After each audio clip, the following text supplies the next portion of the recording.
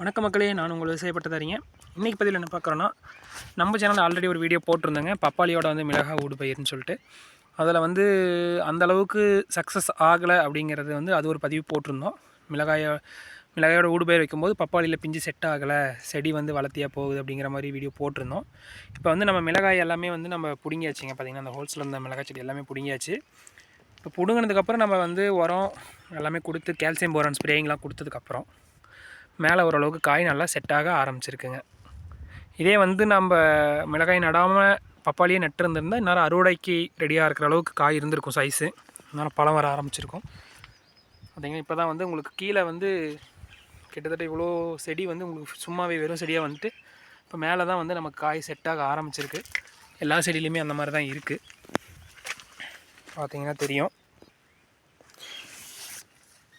அதனால் வந்து பப்பாளிக்கு வந்து நம்ம ஊடுபயிருங்கிறது வந்து செட் ஆகலைங்க. இதிலே வந்து நீங்கள் பப்பாளி செடியாக இருக்கும்போது வெங்காயம் இந்த மாதிரி வந்து இந்த மல்ச்சிங்கில் ஊனலாம், அது நல்லா சக்ஸஸ் ஆகுது.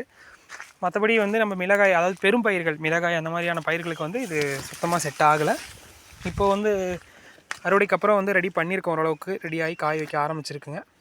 பார்க்கலாம் இது எந்த அளவுக்கு ஈல்டு வருதுங்கிறத அடுத்த பதிவில் போடுறேங்க. நன்றி.